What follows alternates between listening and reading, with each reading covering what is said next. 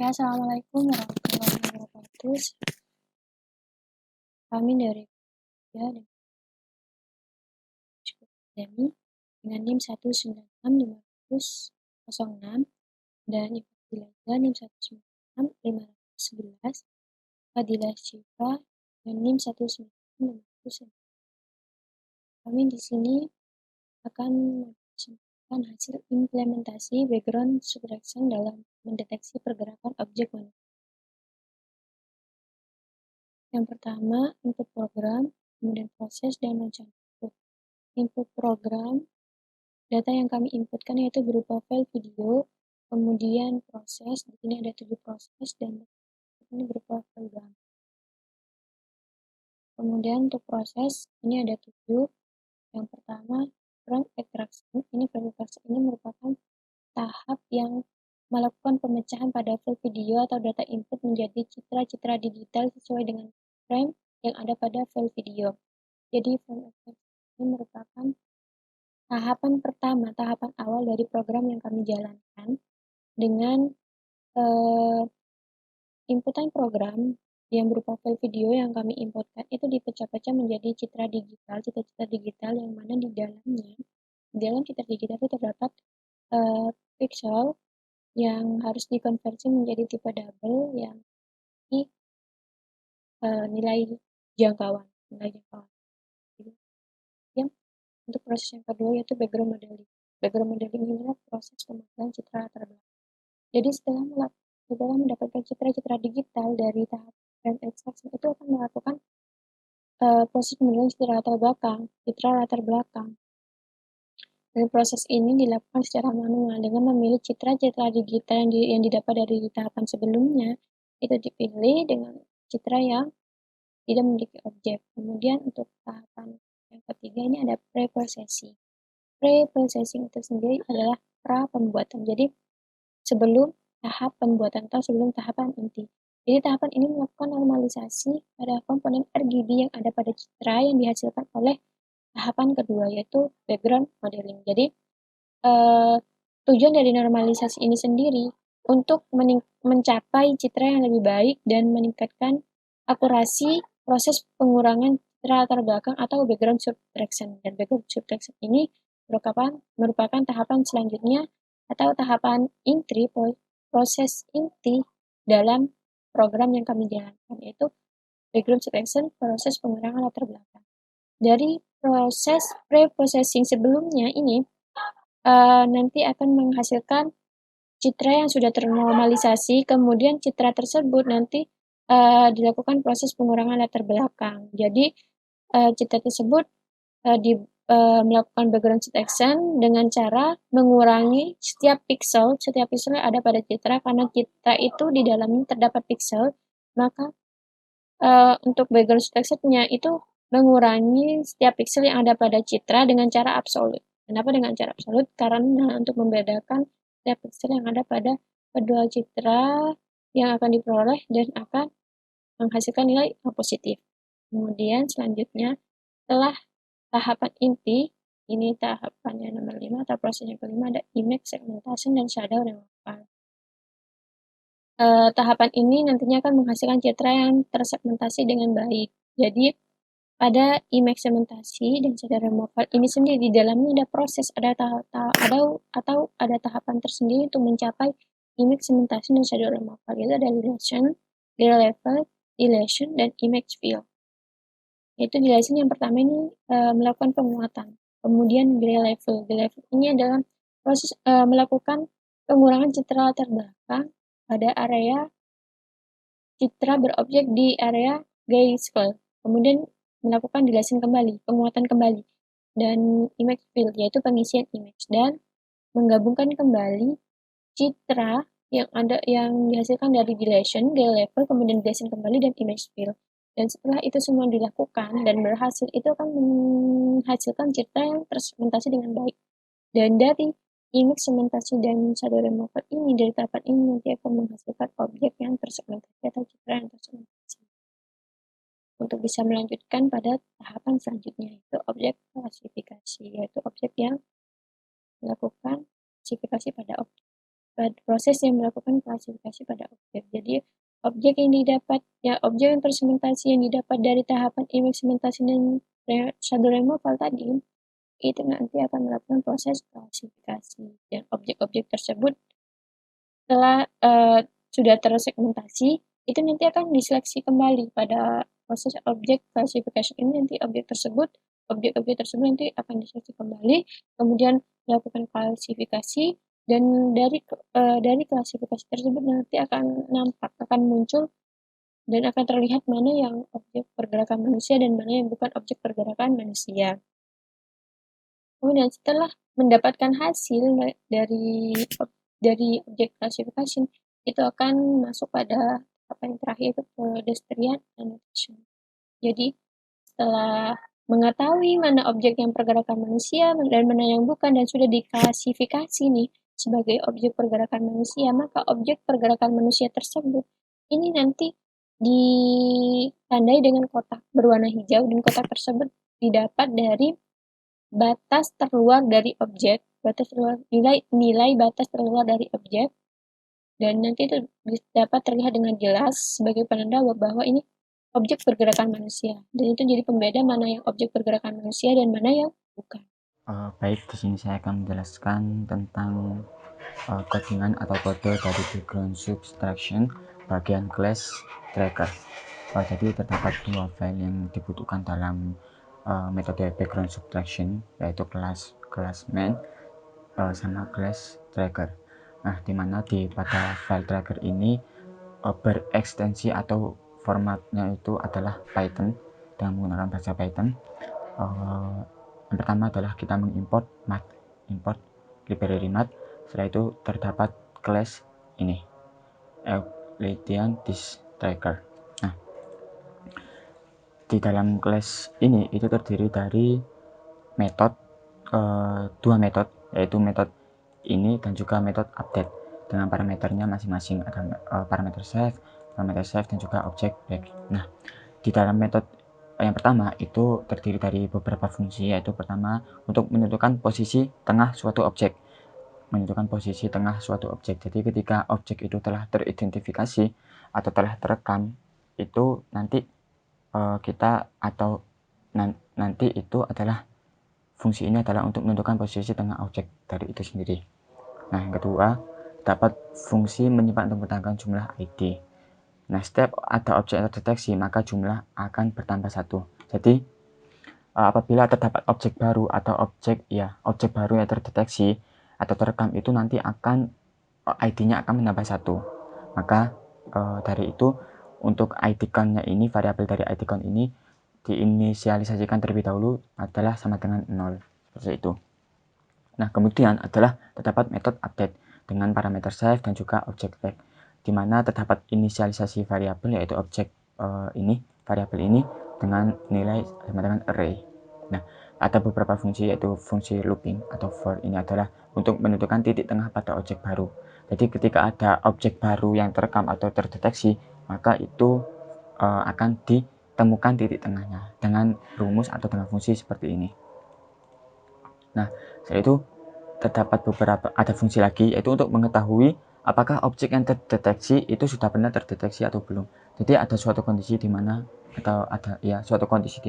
ketika objek itu sudah benar terdeteksi atau belum. Nah, itu menggunakan fungsi ini.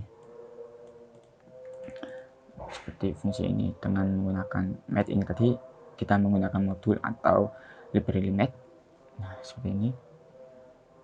Nah, setelah itu menetapkan ID ke objek baru yang terdeteksi. Tadi kan di sini kan juga setiap ada objek yang terdeteksi, maka jumlah akan menambah 1.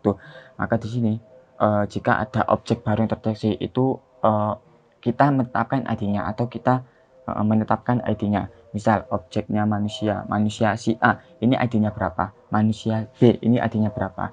Nah, seperti itu. Dengan kondisi tadi adalah ID count-nya itu adalah +1. Jadi misal ada tadi kan 0. Jadi misal ada objek baru yang terdeteksi, maka menambah 1. Jika ada objek baru terdeteksi lagi, maka jumlah ID-nya menambah 1, seperti itu. Setelah itu, ada fungsi di mana menghapus ID objek yang sudah tidak digunakan lagi. Itu jadi ID yang misal objeknya sudah tidak ada, itu maka ID-nya akan udah terhapus. Nah, seperti itu. Mungkin itu saja penjelasan dari class tracker ini yang akan dilanjutkan oleh teman saya, yaitu Mas Andri. Baik, saya akan mempresentasikan tentang bagian file Python main-nya atau bagian utamanya, yaitu pertama itu kita import library CV2 atau OpenCV. Lalu yang kedua kita memakai class tracker yang sudah dijelaskan oleh saudara Alfi tadi, yang mana kita mengimport semuanya, semua kelas dan method yang ada di kelas ini, functionnya. Yang pertama itu kita membuat objek yang akan dilacak. Itu yang mana saya akan inisialisasi itu lacak, yang mana isinya itu adalah menggunakan metode class ini, Euclidean Distracker, atau yang ada pada file tracker tadi. Lalu yang kedua yaitu video atau feed, saya singkat inisialisasi feed, yang mana isinya itu menggunakan metode dari OpenCV, yaitu video capture, yang mana ini adalah file video yang akan diuji. Lalu selanjutnya kita membuat untuk pendeteksi objeknya, mana sini ada inisialisasi deteksi, yang mana isinya itu menggunakan metode dari OpenCV, yaitu create background subtractor MOG2, mana dengan parameter historinya 100 dan var thresholdnya itu 40. Lalu ada peruangan while, yang mana read dan frame itu diisi dengan video feed menggunakan metode read, pemanggilan metode read dari video. Lalu mask itu diisi dengan penggunaan metode apply yang parameternya frame itu dari deteksi atau CV create background tadi. Nah, selanjutnya itu ada mask yang kita inisialisasi, yang berisi mask tadi diinisialisasi lagi dan diisi lagi dengan CV2 threshold, yang mana metode threshold asalnya dari OpenCV dengan parameter mask 254, 255, lalu trace binary yang asalnya dari OpenCV.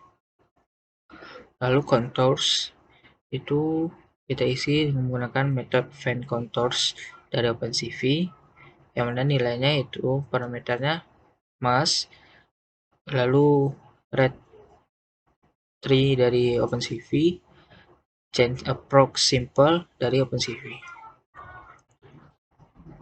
Lalu saya buat lagi variabel inisialisasi detections atau deteksinya, yang mana ini merupakan array.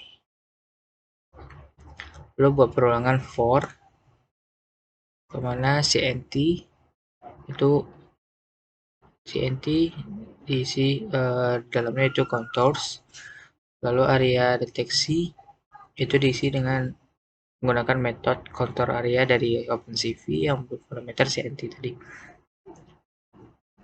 Lalu jika area deteksi itu besar dari 100, maka SYWH, SY, W, dan H itu diisi dari OpenCV itu metode bounding rake, yang mana dengan parameter itu cnt tadi, yaitu contours tadi. Lalu kita panggil rectangle, metode rectangle dari OpenCV, yang mana parameter itu yaitu frame, nilai frame tadi, lalu x, y, x tambah b, y tambah h, lalu 0,255,0, lalu 3. Maka selanjutnya itu kita panggil metode append dari detections tadi. Detections itu dengan parameternya itu array x, y, w, dan h. Gitu. Lalu selanjutnya itu pelacakan. Itu kita buat inisialisasi pelacakan yang mana isinya itu pelacak, update, yang mana variabelnya itu detections.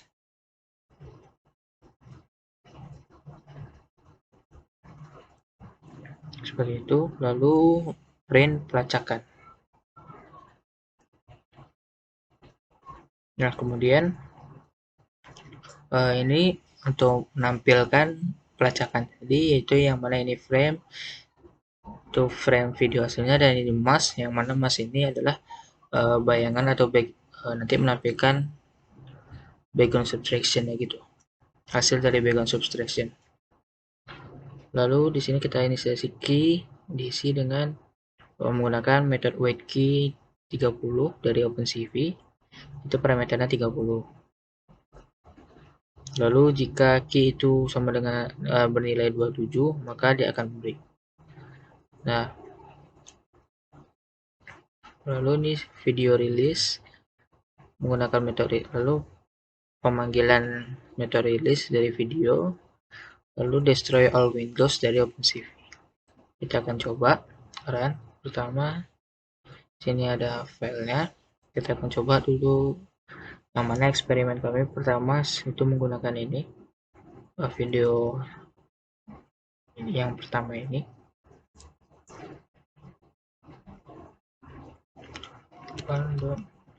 .ov coba tebak.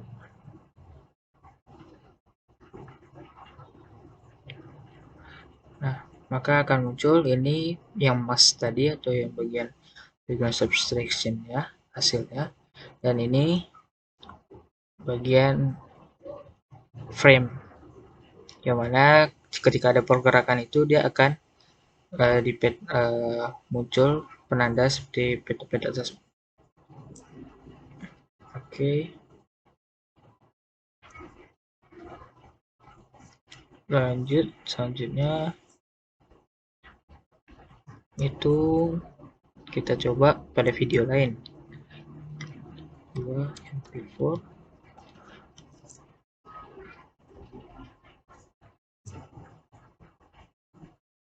Nah, pada ini juga kita dapat melihat pergerakan-pergerakan objek manusia. Ini bagian background subtraction-nya, ini bagian frame-nya. Maka pergerakan-pergerakan objek manusia terlihat seperti itu. Lalu lanjut, kita coba lagi untuk video yang ketiga.